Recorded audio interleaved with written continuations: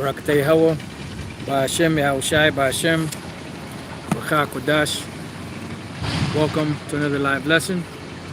The name of this one is Spiritual Wickedness in High Places. And pretty much this is pretty much a lesson dealing with, these different spirits out here that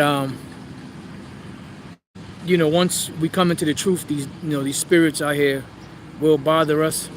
They'll try to attack, whether it's physically, spiritually, mentally.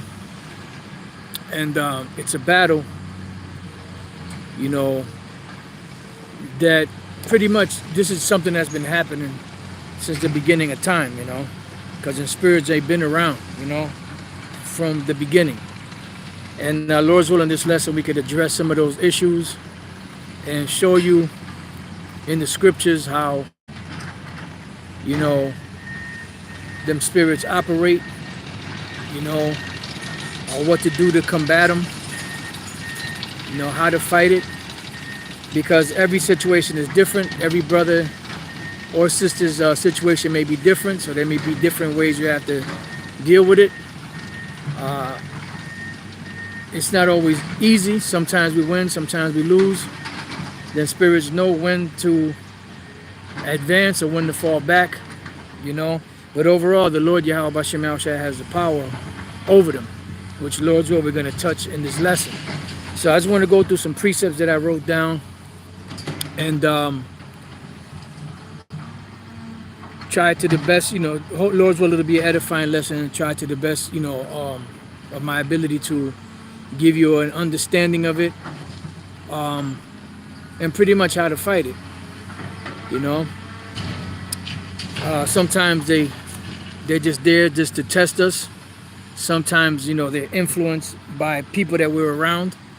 Sometimes, we may do certain things that pretty much invite those spirits in, so this is why you have to be careful with the company you keep, with the surroundings that you keep, with the things that you do, because, only through the mercies of Yahweh Bashem Yahushai can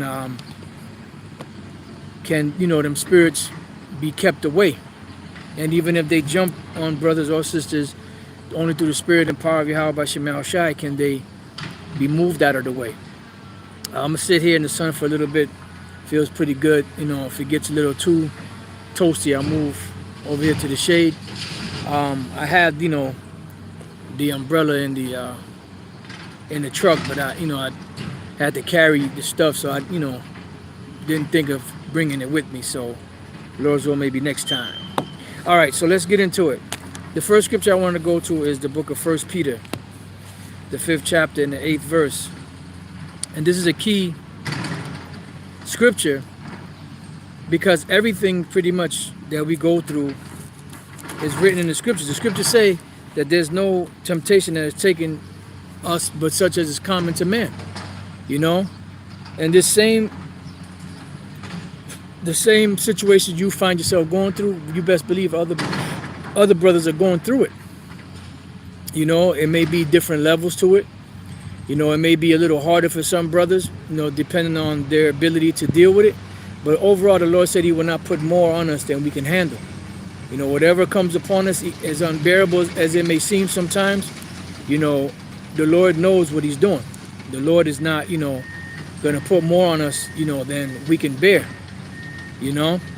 So like I said, there's different levels to this, and there's different levels of these demons that come and bother brothers, And like I said, sometimes you win, sometimes you lose. But at the end, as long as the spirit of Yahweh Bashem Yahushai allows us to keep fighting, then we're still on the winning team. All right? So this is the book of 1 Peter 5 and 8. It says, be sober, be vigilant. Yeah, because being sober and vigilant means, you're paying attention to your surroundings. You're paying attention to what's going on. You're paying attention to the people that you're around. This is why when we go different places, even while we're driving or at a supermarket or wherever we may be, the thing is get in and get out. We're not trying to sit there and hang around and, parlay with people, because these people got spirits on them, you know, and it's so heavy that they don't even realize it, because their spirits are pretty much inhabiting their bodies. There's a movie called, I believe it's called Deja Vu, was it? With Denzel Washington. And it shows you how them spirits operate, how they jump from one person to the next. You don't necessarily have to touch somebody for the demons to jump on you, but you know, the rule of thumb, so to speak, for lack of better words, is you don't want nobody touching you. You know, I don't want nobody's vibration on me. I don't want people you know, people, you know, Esau is the main one, always want to put their hands on, you know, look, keep that shit to yourself. You know, not saying, because the scripture said there's no enchantments against Israel, so no matter what, they can't pray or say seances and things of that nature, or throw up curses to, you know, put up against us, because there's no enchantments against Israel. But still, in all, you know, I don't want nobody, you know, outside of the brotherhood touching me. You know what I mean? I don't know what, you know, what you're into, and I don't want to know. You know, so the best thing is get in, get out. You know, get what you got to get and get out. You know, try to avoid these people at all costs. You know. So it says, be sober, be vigilant, because your adversary, the devil, this is the actual spiritual demon, Satan, and he inhabits people's spirit. Oh, that movie, their bodies. That movie, Deja Vu, you know, they show you how them spirits were jumping from person to person, you know. And what was the main thing that they were doing? They were harassing Denzel, the character that Denzel played in the movie. And that's what they're there for, because they don't bother these people in the world, because these people in the world are not a threat. See, the problem is that we are going into the heart of Satan's, you know, kingdom, and we're tearing that heart apart, that heart out through the spirit and power and the words of Yahweh B'Shem Yahushai, and they don't like that. So if we're coming against these demons, you best believe they're going to come against us, you know. So it says, because your adversary the devil, as a roaring lion, walketh about seeking whom he may devour. And that's what he's doing. You know, him and his cohorted demons, you know, them different spirits on the left-hand side, are going about bothering brothers, you know, that are in the faith, sisters also, you know, trying to pull away as many of them as possible. But then the scriptures say, whom resist, what does it mean to resist? Fight. So whom resist, steadfast in the faith. So how do we fight them? Being steadfast in the faith, knowing that the same afflictions are accomplished in your brethren that are in the world. So brothers are going through it. You know, it's not a coincidence that brothers are all going through similar things. You know, different levels, but still yet in all similar things. So next precept I want to go to that came to mind was the precept with the Apostle Peter and what Yahushua said to him. Let's go to the book of Luke, chapter 12, and verses 31 and 32. And it says, but rather seek ye, do I have the right one? 12. I'm sorry, Luke 22. Not 12, Luke 22. I had the right verse with the wrong chapter. All right, Luke 22 and 31. It reads, and the Lord said, Simon, Simon, behold, Satan, which is the adversary, hath desired to have you, that he may sift you as wheat. In other words, to put you through the ringer. You know, hit you with so many lefts and so many rights and so many combinations to try to knock you off your pivot so that you won't be able to function. And that's the thing, you know, the spirits mess with us. They try to put doubtful thoughts in our minds, you know. They try to put doubtful thoughts in our minds. They try to, you know, make our thoughts sometimes to be jumbled to where we can't think straight. You know, they try to put, like I said, doubt there. They try whatever they can do, whether it be mental or whether it be people in the world, you know, your woman, your children, you know, your family members, you know, sometimes brothers. Sometimes them demons will jump on brothers to do something to you to get up under your skin, but it's all a part of the battle. This is the condition of the battle. So the Lord said that Satan had wants to get his hands on Peter to sift him as wheat. He said, but this is the key. But I have prayed for thee that thy faith fail not. And when thou art converted, strengthen thy brethren. See, because Peter was the head. Yahushua told him, upon this upon this rock will I build my church, and not even the gates of hell shall be able to prevail against it. So the Lord told him, look, Satan wants you. And why did Satan want him? Because Peter was the main threat, because he was the head. He's trying to sift you as wheat, but I pray for you that your faith fail not. And when you're converted, meaning when you get into that position, strengthen your brethren, because they're going to need it pretty much. So these are all things that take into consideration in walking in this walk. You don't think you're going to curse out Satan and his minions, and his servants on the earth, and then expect to just have a tiptoeing through the tulip event. It's not going to happen, Salakia. It's not going to happen. All right? It's not going to happen. Now, let's go from there to St. John, the 17th chapter, because this is one that came after I wrote this one down. I had another one right after this, but Spirit put this in my mind first. Is it in your mind, though?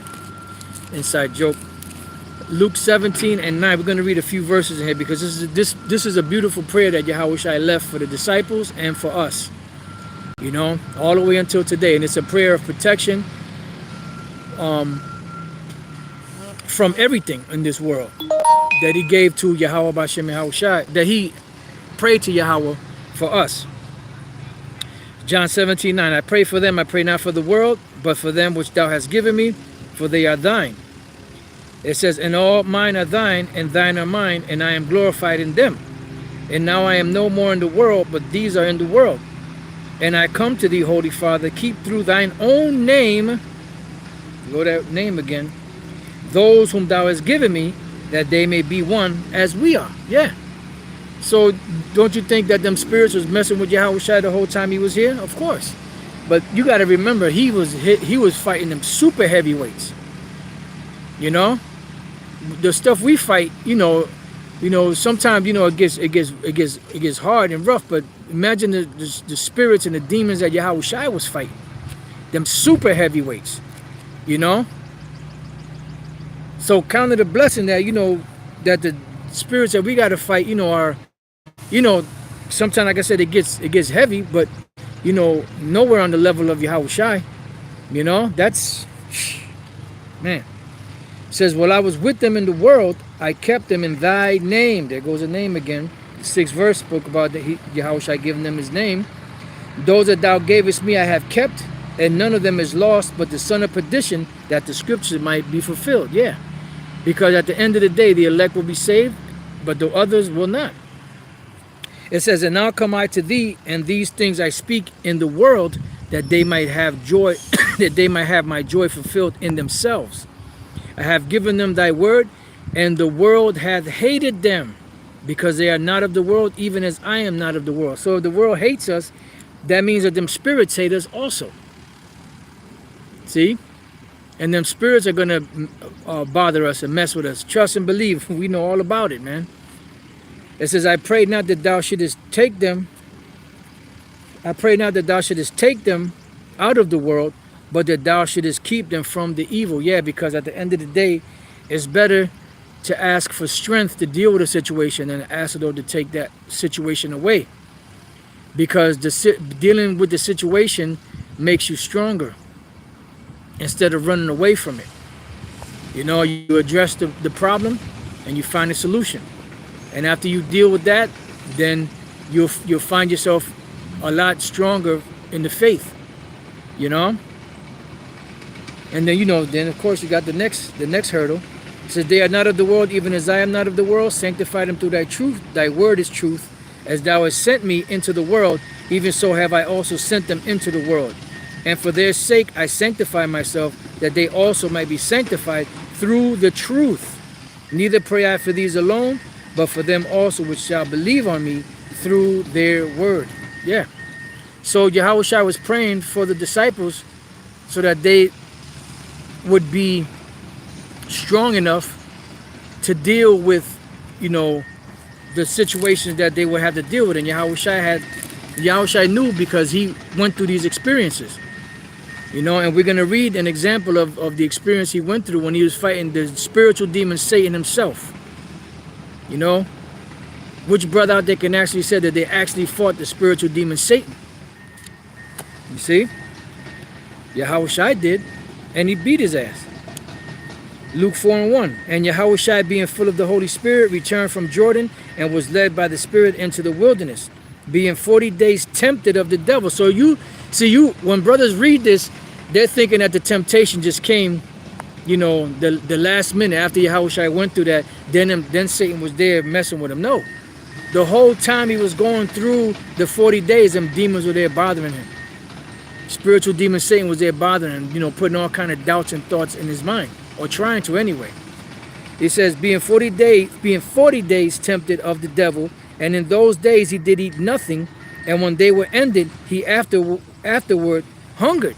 So all in the midst of this, keeping this 40-day fast, that Satan and them spirits was bothering him, I mean, tearing into him. You know? And he made it through, and he got to the 40th day, right? He was hungry as hell, ready to eat. And what happens? And the devil, spiritual demon Satan, said unto him, this is the actual spiritual demon Satan. All right? There's times where the scripture uses the word devil or Satan, and it's talking about Esau. All right? And there's sometimes when it uses the word devil or Satan, it's talking about the actual spiritual demon Satan. And the devil said unto him, if thou be the Son of the Most High, command this stone that it be made bread.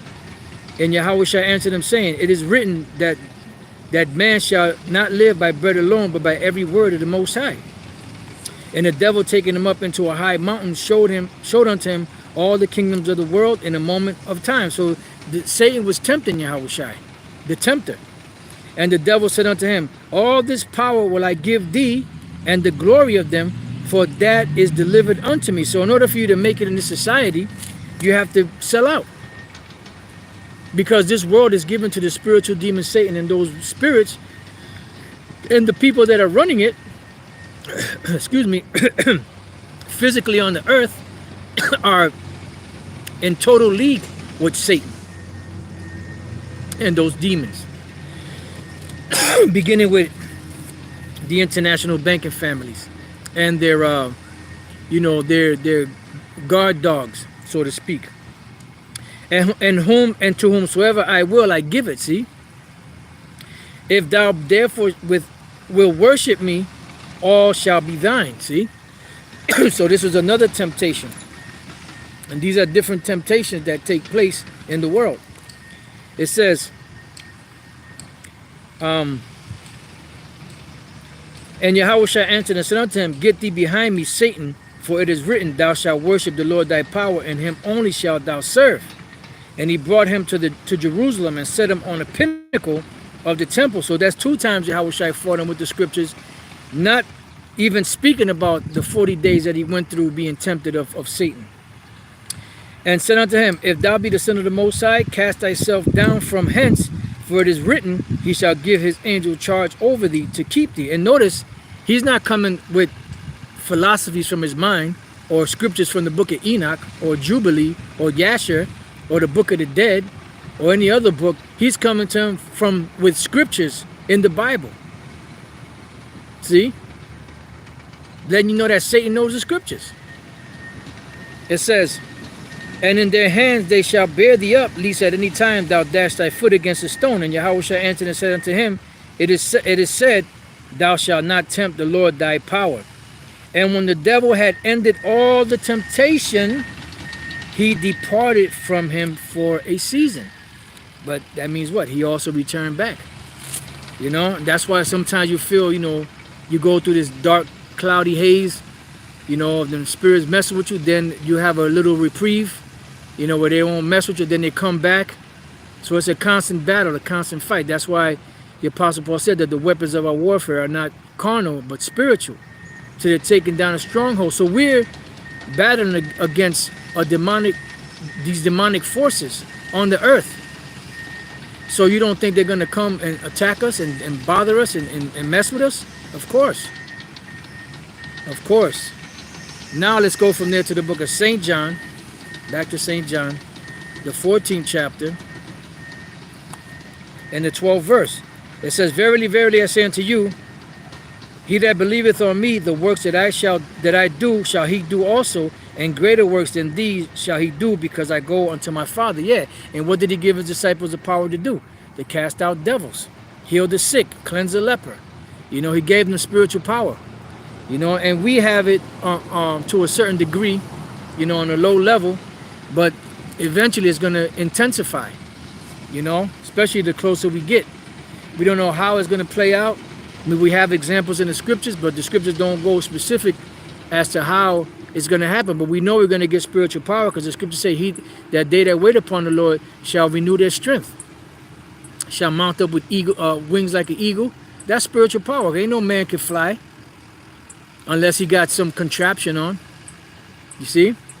So now let's go from there. Let's get into some of these precepts. Let's go to the book of Matthew chapter 8. Matthew chapter 8 and 16. It says, When the even was come, they brought unto him many that were possessed with devils. See, because you had a lot of people that were possessed with demons, whether it was just a punishment, whether it was there's some demons hopping on people, whether they were into witchcraft or anything else, that whatever they did opened the portal for them demons to come in. Whatever the case was, this was all done to glorify Yahweh's son, Yahweh. All right? It says, and he cast out the spirits with his word. See? He didn't go kicking ass and getting a knife or a gun, going to the shooting range and pray, I got something for you, Satan. Rear your ugly head, you know, and watch what I got for you. I got some shots for you. Nah. It said that he cast them out with his word, with his word, and healed all that were sick, which shows you that sicknesses are spirits that are invading your body. It says that it might be fulfilled which was spoken by Isaiah the prophet, saying, himself took our infirmities and bare our sicknesses. You know, and he transferred that power over to his disciples. All right, now the next precept we're going to go to is in the book of Mark, the 1st chapter. Mark chapter 1 and verse 23. It says, and there was in the synagogue a man with an unclean spirit, and he cried out. So that shows you, when you see these people in the streets, and you see them kind of bugged out and talking to themselves and yelling, and those are spirits. You got to understand that those are actual spirits. Sometimes you might be at the camp. Brothers have witnessed this. You might be at the camp, you might be teaching the word, and all of a sudden some individual comes by and starts yelling and starts bugging out. Those are them spirits in them being activated to mess with brothers, because them spirits were given a certain time to rule on the earth. And when they encounter righteousness, they don't want that, because the whole world lieth in wickedness. So every once in a while, when they run through those patches where the righteousness is at, they get upset. You know? They cringe. You know, they see you, they get nervous, they get scared, they want to run, because they notice something in you. You know? And they know that you have the power and the ability to cast them spirits out. So what they want is to get as far away from you as possible. So it says, and there was in their synagogue a man with an unclean spirit, and he cried out, saying, let us alone. What have we to do with thee, thou Yahweh of Nazareth? Art thou come to destroy us? I know thee who thou art, the Holy One of the Most High. Yeah. So that let you know that them spirits, they know. It says, and Yahweh rebuked him, saying, hold thy peace and come out of him. So Yahweh cast that spirit out of him. But listen to what happened. It says, and when the unclean spirit had torn him and cried with a loud voice, he came out of him. So the spirit didn't just leave. he tried to tear in pieces, or try to tear this individual and break him up as much as he could before he actually left. You know, because now he got to find another host, so to speak. That goes with Matthew the 12th chapter. You know, when the unclean spirit is gone out of a man, he searches through dry places, you know, and eventually he does what? He brings back seven demons more powerful than himself, and all 8 of those demons in that individual, yeah, it's lights out, man. It's lights out. You know? And you can read more. It goes into how they were amazed. Now let's go from there to the book of Luke, the 11th chapter. We're gonna stay in Luke for a couple of couplets. Luke chapter 11 and verse 14. It says, "And he was casting out a devil, and it was dumb. And it came to pass, when the devil was gone out, the dumb spake, and the people wondered." Yeah, because a person couldn't speak at one time. So that shows you that them spirits attack everything. You know, people that can't see, that's the spirits attacking them. You know, people that can't speak, that's some spirits attacking them. Whatever the case may be, that's some spirits. Right?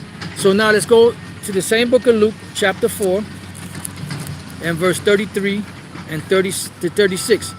"And in the synagogue there was a man which had a spirit of an unclean devil, and cried out with a loud voice." And that's how you know people got spirits on them, by the way that they act, you know, and react.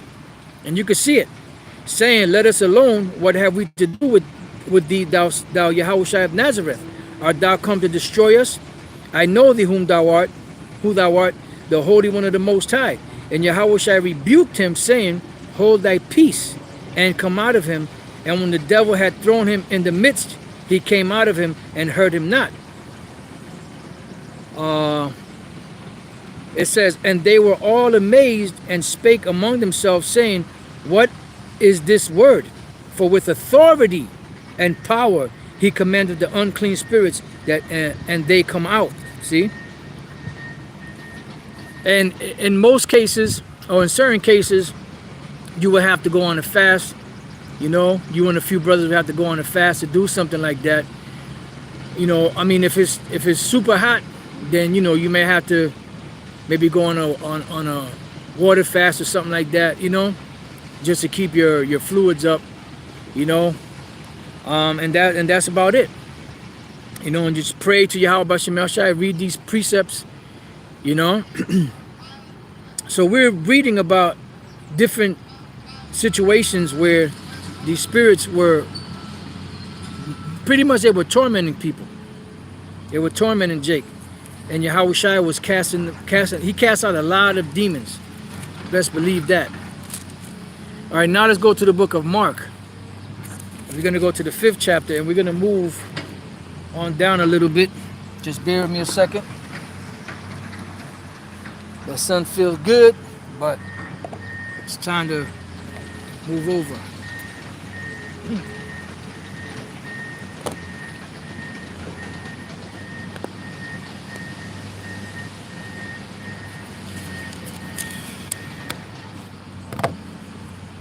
That's one thing, them phones, they get super hot. Phones, they get super hot. So lock it.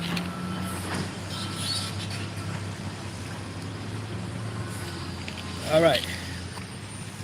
Now let's go to the book of Mark, the 5th chapter, and we're going to start the first verse. And this is pretty much the account of Legion. Now Legion is anywhere from 5,000 to 7,000, you know.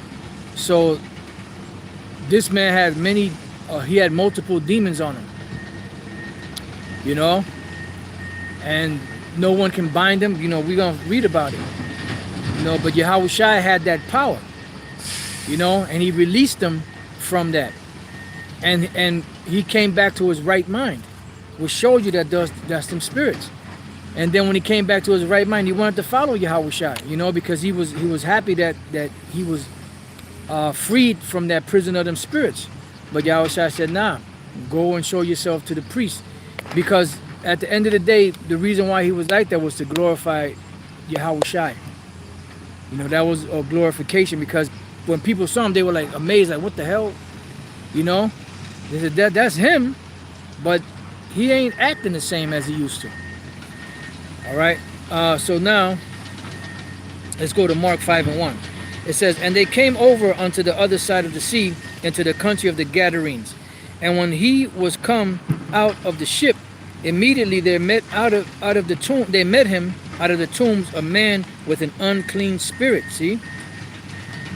So when you read this, you know, brothers might sometimes just read it and just, you know, just look. You got to, like Elder Pastor Gabar always says, you got to picture that, man.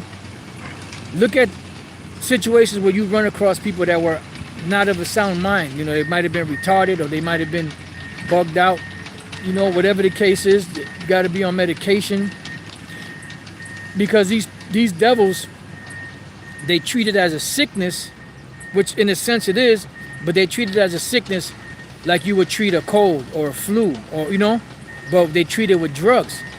But what it is spirits. They'll give it names, you know, they'll give it the different names, you know, but what it is they'll tell you people have split personalities, or whatever the case is, bipolar, this and this, that, and the other, but it's spirits. And sometimes those spirits activate more, or sometimes those spirits activate less. It all depends, you know. So it says, who had his dwelling among the tombs, and no man could bind him, no, not with chains. Yeah. So you know you got to have spirits on you to actually live among the tombs, among the dead. You know? It says, because he had been often bound with fetters and chains, and the chains had been plucked asunder by him, and the fetters broken in pieces, neither could any man tame him. So he was like a wild beast. That's heavy, man. And always, night and day, he was in the mountains and in the tombs, crying and cutting himself with stones. And you see that. You see these people crying out.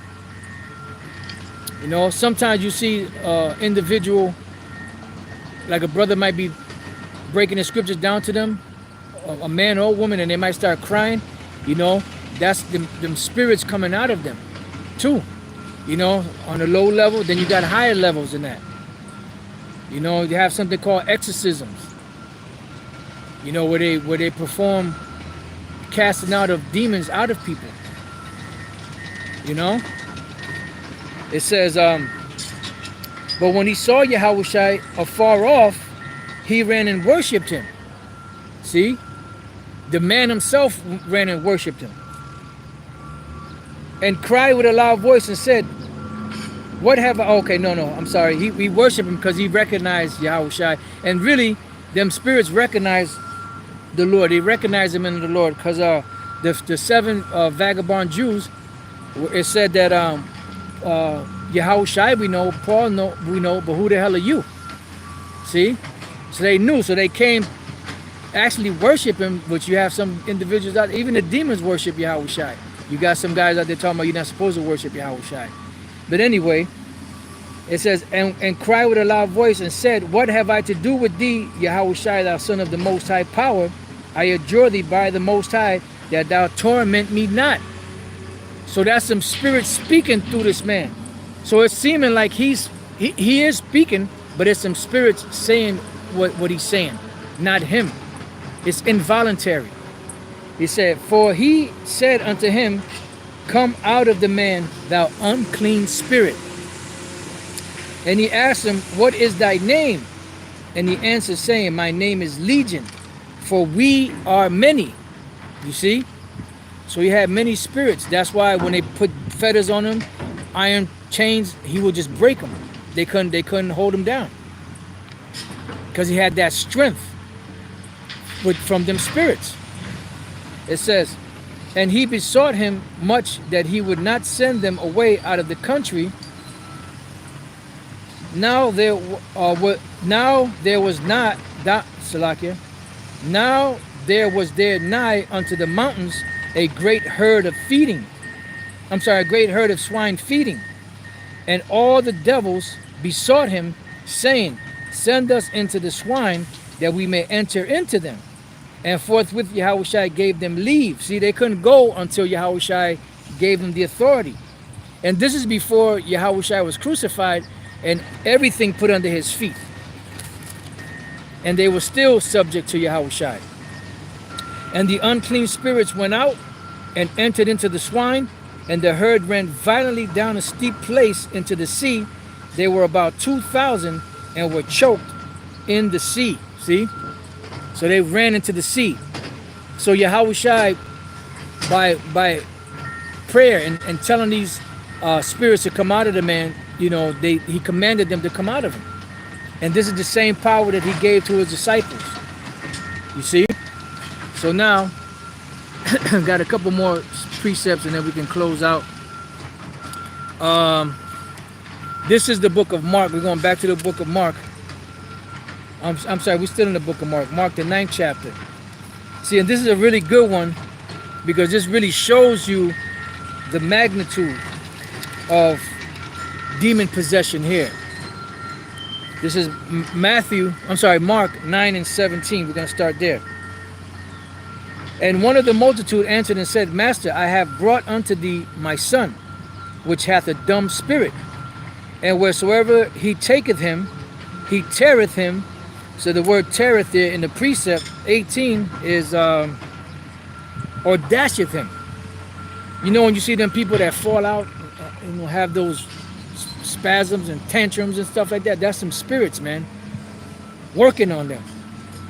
It says, and wheresoever he taketh him, he teareth him, and he foameth, and gnasheth with his teeth, and pineth away.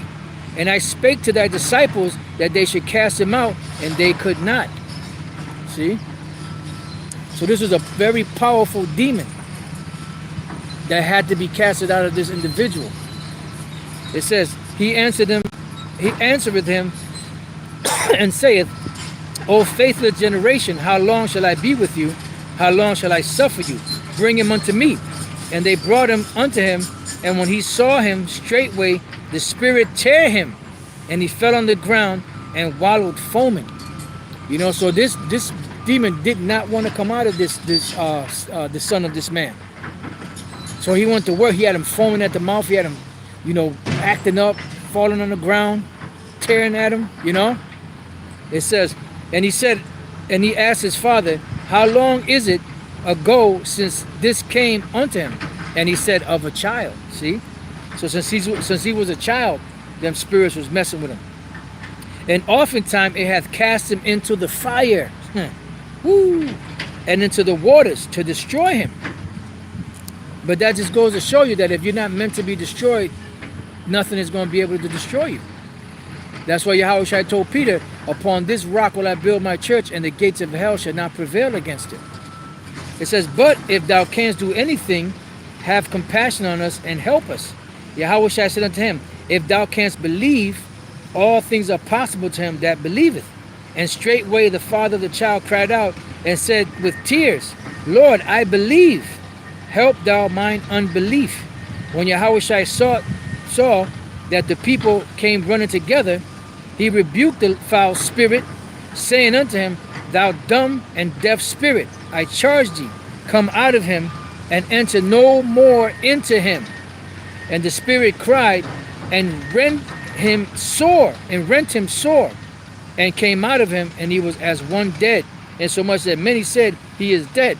So this demon went so buck wild on this child that by the time he came out of him, the child lied there still, like he was dead. You could just imagine the exhaustion he must have been in, right? But Yahushua took him by the hand and lifted him up, and he arose. And when he was come into the house, his disciples asked him privately, Why could not we cast him out? And he said unto them, This kind can come forth by nothing but by prayer and fasting. So sometimes in situations like that, you have to pray and you have to fast. You know, the best fast would be a day of atonement fast. You know, no water, no food. But if you happen to be in a situation where, you know, you have to work, you know, you're the place where you're at is like super hot. You know if you go more than an hour without water, you know, you could pass out, you know, whatever the case is.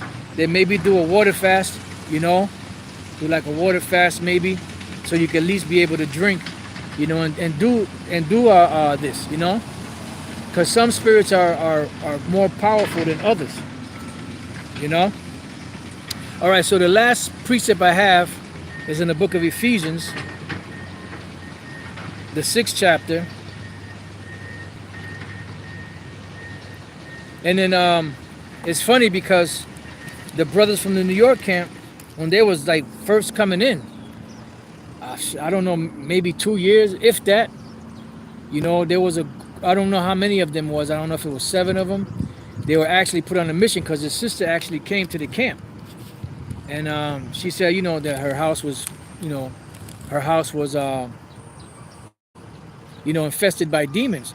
So the brothers went, you know, they went on a fast, they prayed, they went there, you know, they, however they did it, you know, said prayers, maybe anointed the sister, read some scriptures, you know, and by the time they left, they noticed that the demons were gone, you know.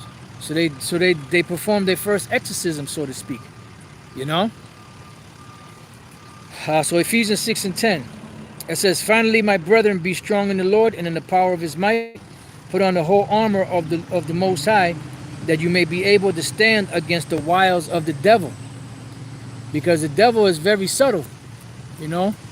That's why it says be vigilant, because your adversary, as a roaring lion, seeketh whom he may devour. For we wrestle not against flesh and blood, but against principalities, which is a hierarchy of demons.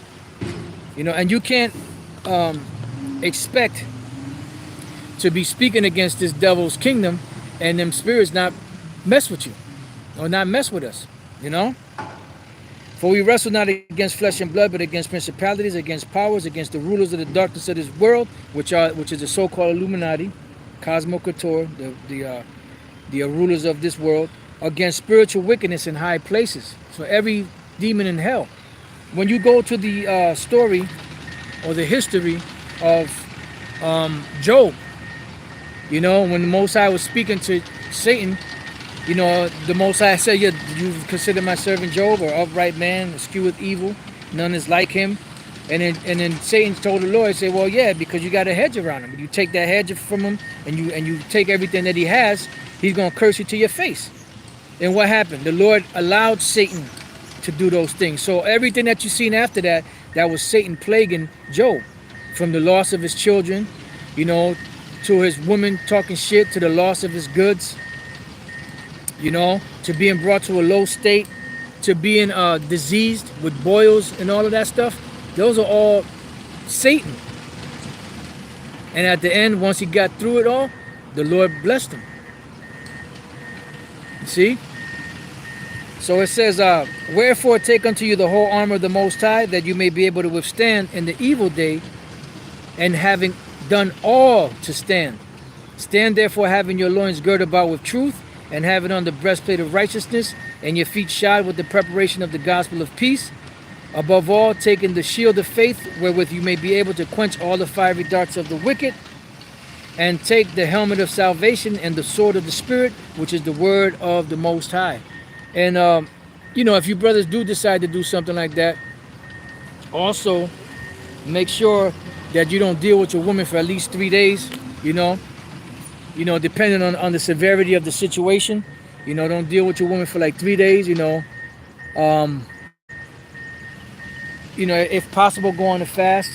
But like I said, if it's too hot, then go on a water fast, so that at least you can drink some water, you know.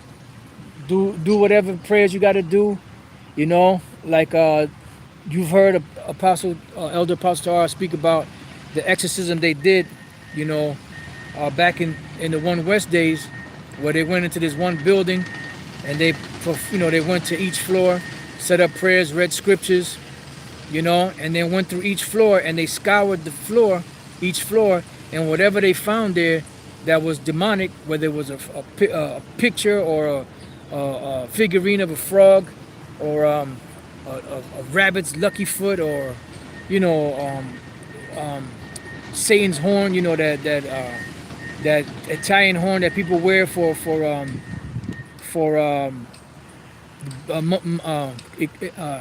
financial blessings, you know, horseshoes or whatever the case may be, you know, anything that don't belong there. And they went through each floor, they collected a whole bunch of stuff that didn't belong there and cast them out.